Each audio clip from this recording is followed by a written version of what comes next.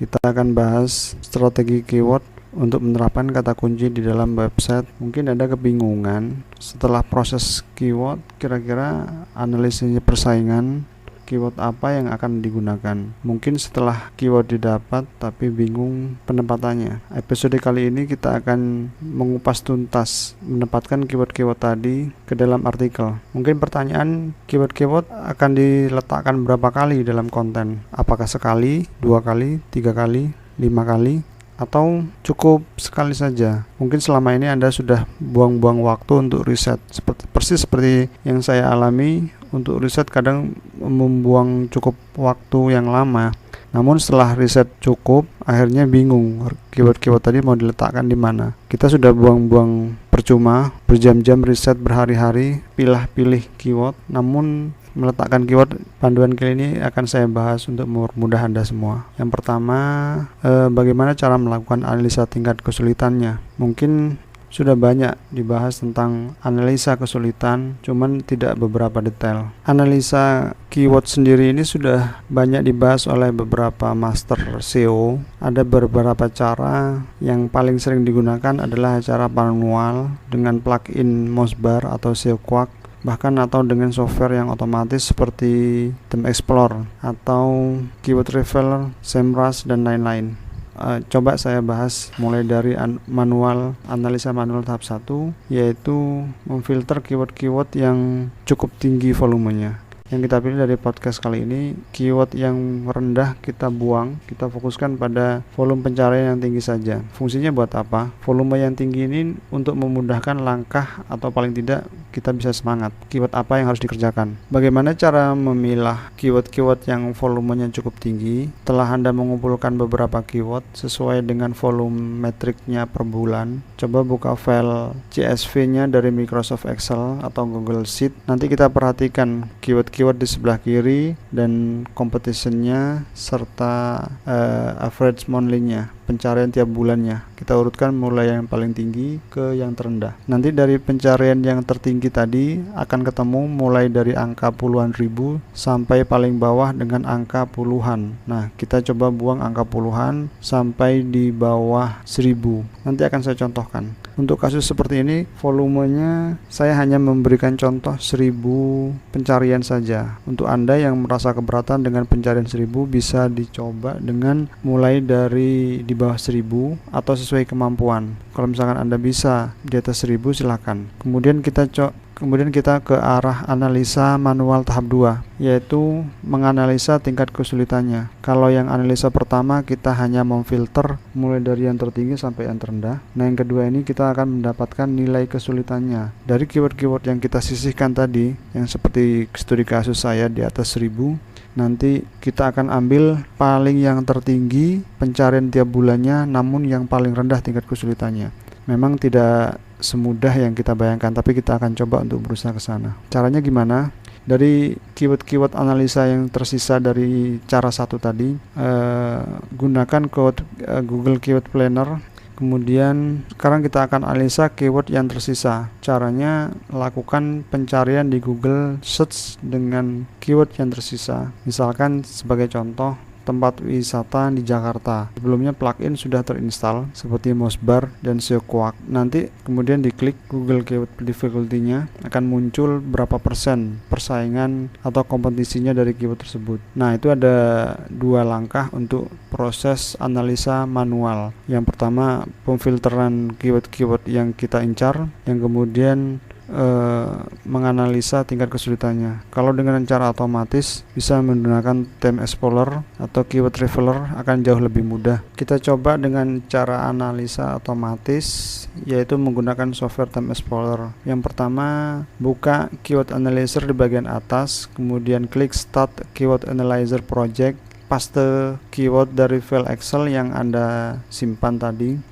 yang sudah kita pilih-pilih dari riset keyword sebelumnya. Nah, langkah ketiga, sebelum menekan tombol Start Project, ubah negaranya terlebih dahulu menjadi negara Indonesia. Tujuannya agar pencarian lebih spesifik hanya di negara Indonesia saja, tidak meluas ke negara-negara yang lain. Sudah, kita akan segera mengetahui hasil skornya dengan cepat tanpa ribet seperti proses manual seperti di awal. Setelah skor-skor muncul, kita bisa mengekspornya ke file CSV atau Excel atau Google Sheet. Seperti itu. Untuk tutorial Theme Explorer-nya bisa Anda lakukan sih. Kita akan coba dengan analisa semi otomatis menggunakan software Longtail Pro. Theme Explorer ini sebenarnya tidak gratis, namun Anda bisa mencobanya gratis terbatas, dalam artian jika ingin lebih keyword-keyword yang ingin banyak Anda analisa, tentunya harus membayar. Bagaimana dengan Longtail Pro? Bisa menganalisa semi otomatis, namun ada beberapa kelemahan yang tidak bisa dilakukan seperti Theme Explorer. Longtail Pro, keyword-keyword yang kita analisa bisa lebih sedikit banyak ketimbang Theme Explorer yang berbayar tadi. Semakin banyak keyword akan semakin mahal juga biayanya.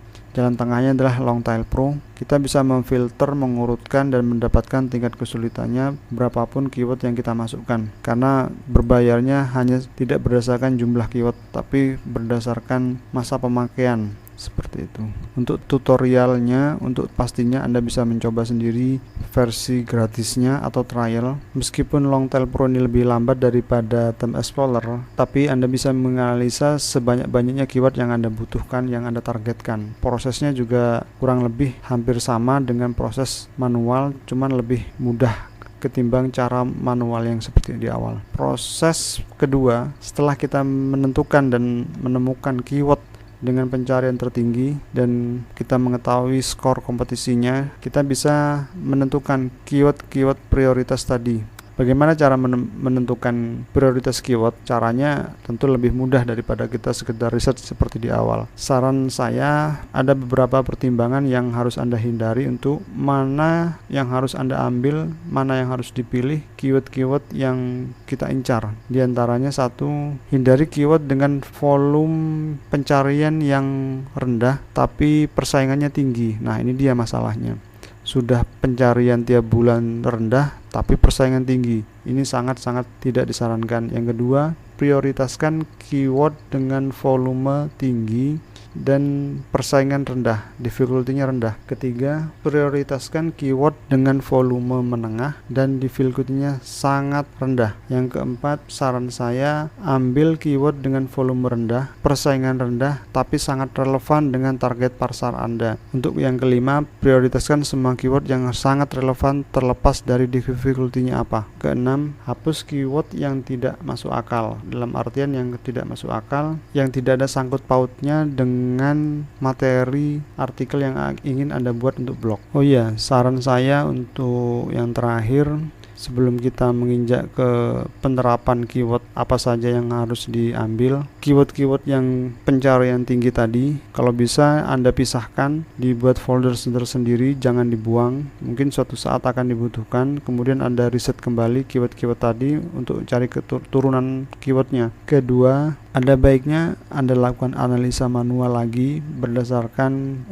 materi-materi sebelumnya yang saya sebutkan sebelumnya. Materi selanjutnya apa? Setelah kita menentukan prioritas keyword, sekarang Anda bisa menentukan prioritas berdasarkan jenis keywordnya. Artinya apa? Materi sebelumnya kita sudah mulai dari mencari keyword, riset keyword, terus kemudian memfilternya dari yang tertinggi sampai terendah, kemudian skor persaingan, kemudian lagi kita memilih berdasarkan prioritas-prioritas, mulai dari filter yang pencarian tertinggi tapi pencarian rendah, atau pencarian tinggi tapi persaingan rendah, atau sebaliknya. Yang kita prioritaskan adalah kalau optimalnya prioritas keyword yang sangat relevan, pencarian tinggi, dan persaingan rendah. Itu yang lebih bagus. Nah, untuk berikutnya yang paling mendasar, setelah kita menemukan semuanya, kita akan membahas keyword-keyword berdasarkan jenisnya. Selain persaingan dan volume, ada satu pertimbangan lagi, yaitu search intent. Search intent ini sudah kita bahas pada materi-materi episode sebelumnya,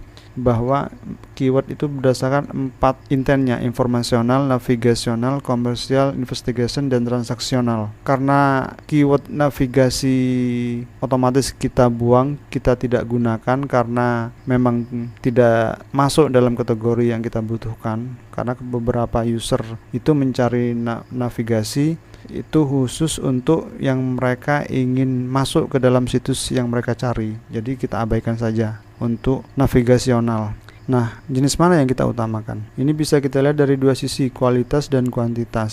Secara kualitas untuk konten di keyword transaksional harus yang paling tinggi, sedangkan informasinya paling rendah. Secara kuantitas dalam jumlah, sebaliknya, kuantitas keyword informasi lebih tinggi daripada transaksionalnya. Jadi bisa dipahami ya, untuk kualitas artikel sebuah blog, keyword-keyword transaksional itu yang paling tinggi, artikelnya bermutu, sedangkan informasionalnya yang paling rendah. Dan untuk jumlah artikelnya, keyword informasi harus lebih mendominasi daripada transaksionalnya. Jadi bisa dipahami ya. Kalau misalkan belum paham, nanti bisa kita diskusikan di sesi tanya jawab.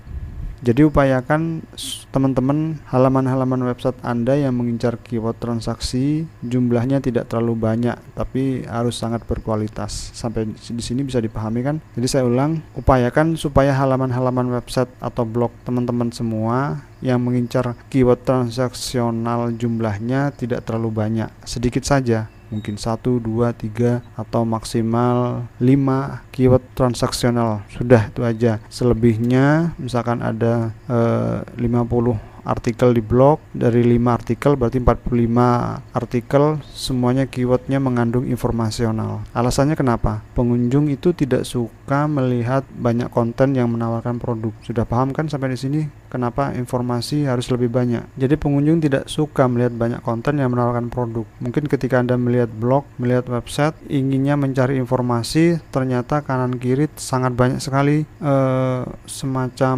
iklan-iklan yang bertebaran yang tidak relevan pula dengan materi blog yang ingin Anda baca. Tentunya iklan-iklan tadi akan diabaikan.